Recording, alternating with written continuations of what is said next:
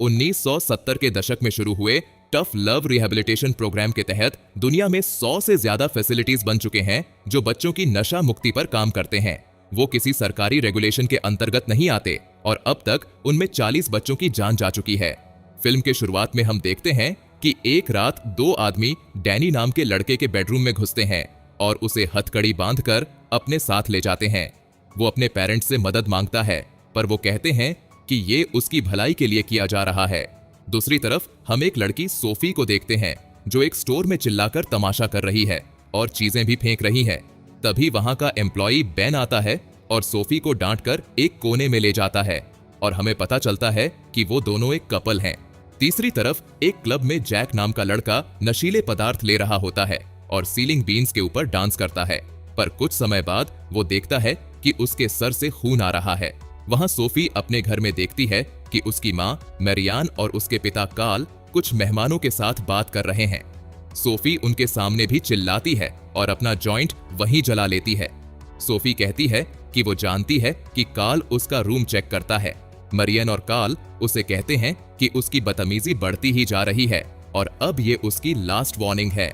Sophie और Ben जब एक पार्टी में किस कर रहे होते हैं तब सोफी बेन से शादी करने की इच्छा बताती है ताकि वो अपने पेरेंट्स से दूर रह पाए। बेन कहता है कि वो तो अभी माइनर्स हैं।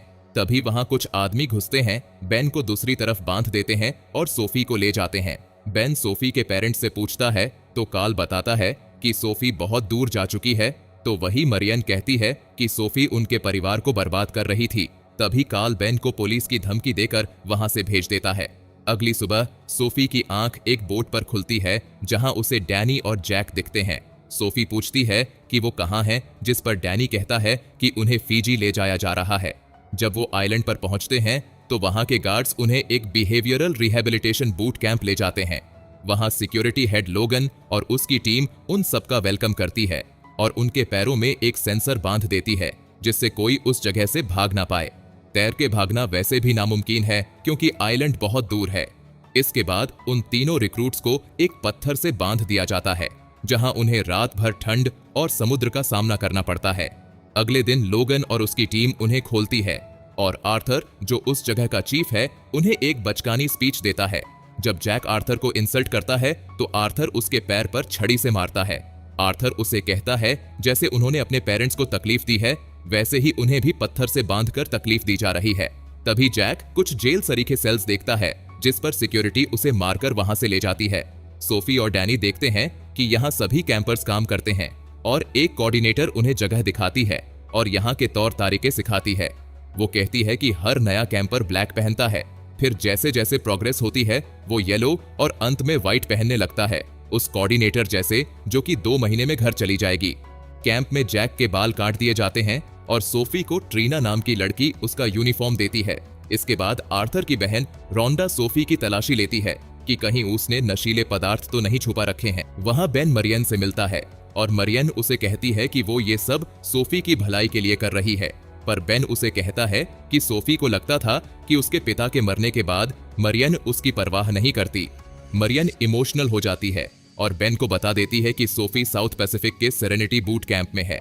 बेन उस फैसिलिटी के बारे में रिसर्च करता है और यहाँ सोफी अपने रूटीन में लग जाती है जिसमें पढ़ाई, काम, गंदा खाना जैसे टॉर्चर्स होते हैं। व्हाइट शर्ट्स वाले कैंपर्स काम नहीं करते, वो सिर्फ दूसरों पर नजर रखते हैं। जो भी मिसबिहेव करता है उसे सेल में डाल दिया जाता है। एक दिन सारे कैंपर्स एक टेंट में एक साथ होते हैं जिसके बीच में ट्रीना खड़ी है और आर्थर उससे पूछता है कि वो यहाँ क्यों है। जब वो कुछ नहीं कहती तो और लोग उसे धक्का देने लगते हैं और इंसल्ट करते हैं। कोई कहता है कि वो नशे करती होगी तो दूसरा कहता है कि बहुत लड़कों के साथ सोती होगी। अंत में ट्रीना रोते रोते कहती है कि उसके पेरेंट्स उसके ऊपर रिलीजन फोर्स करते थे, इसलिए उसने अपने दोस्त के साथ शर्त लगाई कि कौन ज्यादा लड़कों के साथ सो सकती है। ट्रीना ने एक रात में 8 लड़कों के साथ समय बिताया ताकि कोई एक ट्रीना पर ध्यान दे, क्योंकि उसके पेरेंट्स तो उस पर कभी ध्यान नहीं देते। वो रोते रोते नीचे गिर जाती है और बाकी लोग उसे गले लगा लेते हैं। अगले दिन आर्थर उन सबको बीच पर ले जाकर मेडिटेट करवाता है। यहाँ बेन अपने आप को फंसाने के लिए नशीले पदार्थ खरीदता है और सिरिंज इंजेक्ट करता है जिसे उसकी माँ देख लेती है। कुछ दिनों बाद कैंप में डिनर करते वक्त ट्रीना एक चिकन पीस चुरा के बाहर भाग जाती है, पर लोगन उसे पकड़ लेता है। वो कहता है कि वो ट्रीना को येलो शर्ट में प्रमोट करने वाला था, पर अब शायद नहीं। प्रमोशन का लालच देके लोगन ट्रीना के साथ जबरदस्ती करने लगता है और ट्रीना भी कुछ नहीं बोलती। इसी बीच बारिश तेज हो जाती है और सारे कैंपर्स अपने टेंट से बाहर निकलने लगते हैं। रोंडा आर्थर से उनकी मदद करने को कहती है, पर आर्थर मना कर देता है। लड़कियों का टेंट फट जाता है और सोफी ट्रीना की मदद करती है, जिसकी हालत खराब हो चुकी है। इसके बाद पूरे कैंप की बिजली चली जाती है। अगले दिन ट्रीना को इंचार्ज बनाया जाता है टेंट्स की मरम्मत के लिए और ट्रीना सभी को ऑर्डर करती है। सामान उठाते समय सोफी फिसल जाती है, पर ट्रीना उलटा उस पर ही चिल्लाती है। सोफी कहती है उसे कुछ समय आराम करना है, तो ट्रीना और बाकी लड़कियां उसे मिट्टी में फेंककर खूब मारते हैं, जिसमें आर्थर भी कोई मदद नहीं करता।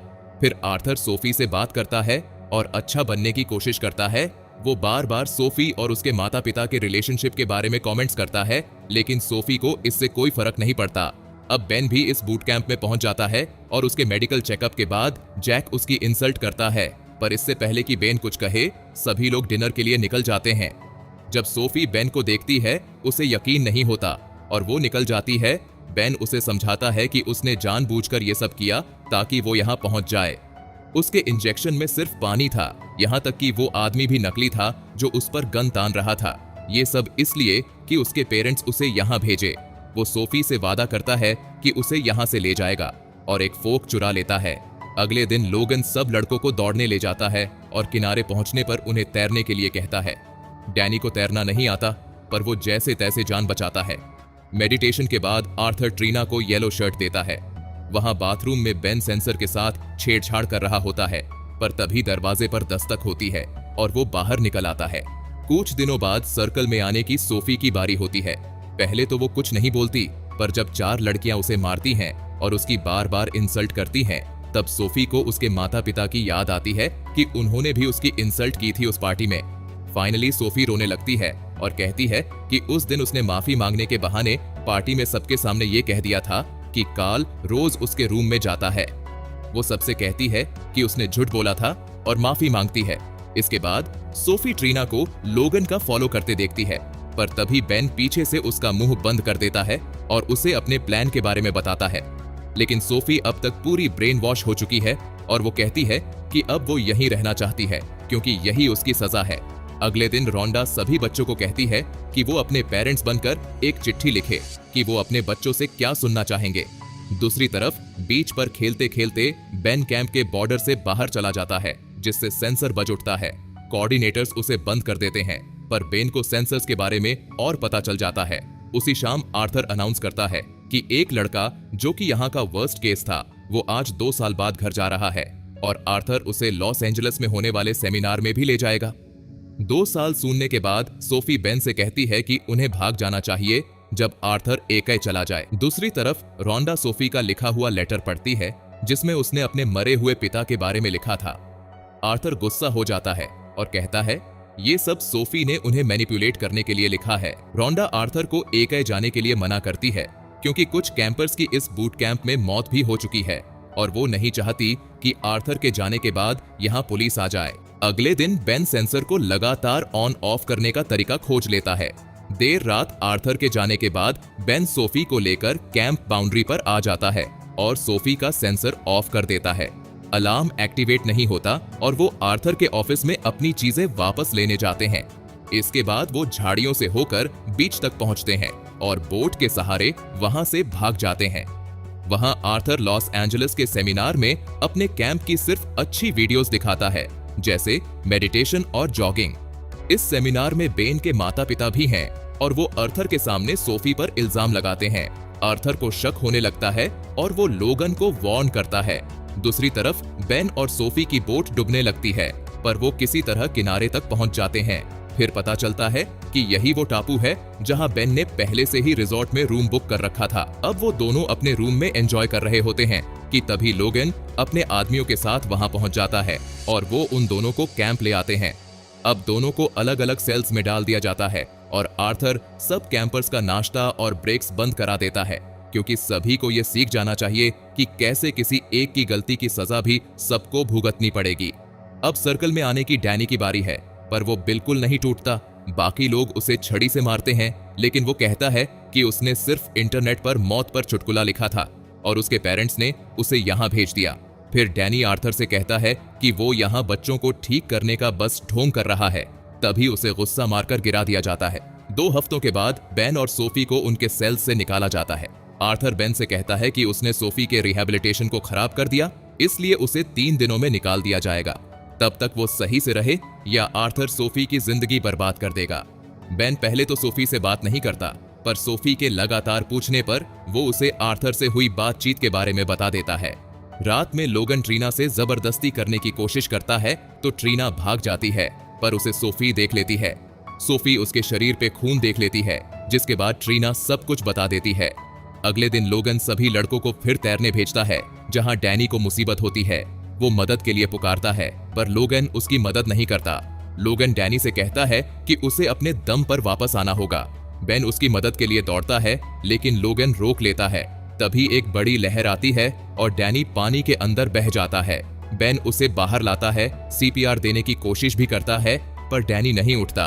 वो मर चुका होता है। बेन लोगन पर चिढ़ता है, पर लोगन कहता है कि डैनी की मौत भागने की कोशिश करते हुए हुई। जब आर्थर को पता चलता है, वो लोगन पर चिल्लाता है और कहता है कि अब पुलिस यहाँ आकर इन्वेस्टिगेशन करेगी।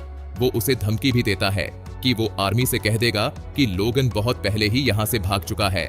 रोंडा आर्थर से कहती है कि वो बच्चों पर अपना कंट्रोल खो रहा है, जिस पर वो रोंडा को थप्पड़ मार देता है। सारे कैंपर्स देखते हैं कि डैनी की बॉडी ले जाई जा रही है और आर्थर एक पुलिस वाले से कुछ बात कर रहा है। उस रात आर्थर लोगन को सर्कल के बीच खड़ा करवाता है और कहता है कि नियम सबके लिए एक है। सब बच्चे उससे डरते हैं, इसलिए कोई कुछ नहीं करता। अचानक ट्रीना खड़ी होती है और पूछती है कि उसने येलो शर्ट का झांसा और कितनी लड़कियों को दिया है, जिसे सुनकर और लड़कियां अपनी आप बीती बताती हैं। फिर सोफी लोगन को अब्यूजर और मर्डरर कहती है, जिसके बाद सब लोगन को स्टिक से मारने लगते हैं। पर सोफी उन्हें रोकती है, क्योंकि हिंसा से बस यही साबित होगा कि वो यहाँ रहना डिजर्व करते हैं। तब आर्थर उन्हें जवाब देता है कि वो यहाँ हैं क्योंकि उनके पेरेंट्स भी उनसे कोई उम्मीद नहीं रखते। उसी समय बेन ये रहस्य खोलता है कि आर्थर के पुराने न्यू मैक्सिको वाले कैंप में भी कैंपर्स मरे थे। वो सबके राइट टू फ्रीडम की बात करता है और कैसे डैनी की मौत मानो बेवजह हुई हो। सभी उसके साथ हो जाते हैं और कैंप को डिस्ट्रॉय करने लगते हैं, जिसमें लोगन को चोट आ जाती है। कैंपर्स सारे कैंप्स में आग लगाते हैं और कोऑर्डिनेटर्स भी कुछ नहीं करते। लोगन गाड़ी में बैठकर भागने की कोशिश करता है, जबकि पूरा कैंप आग और धुएं से भर जाता है। जब बच्चे लोगन को भागते हुए देखते हैं तो वो उस पर चीजें फेंकते हैं, जिससे उसकी गाड़ी एक टेंट से टकरा जाती है और आग लग जाती है, जिसमें लोगन की मौत हो जाती है। बेन और सोफी मेन बिल्डिंग में जाते हैं, जहां आर्थर बंदूक लिए उन्हें एक स्पीच देता है कि तभी जैक पीछे से आर्थर पर वार करता है। वो आर्थर को मारने ही वाला होता है कि बेन उसे रोक लेता है। तभी मौके का फायदा उठाकर आर्थर शूट करने वाला होता है, पर गोली नहीं चलती क्योंकि रोंडा ने पहले ही गोलियां निकाल ली थी। सारे कैंपर्स मिलकर आर्थर को सेल में डाल देते हैं और भागने लगते हैं। हम देखते हैं कि सारे कैंपर्स आजाद हैं और सेंसर्स बार बार बज रहे हैं।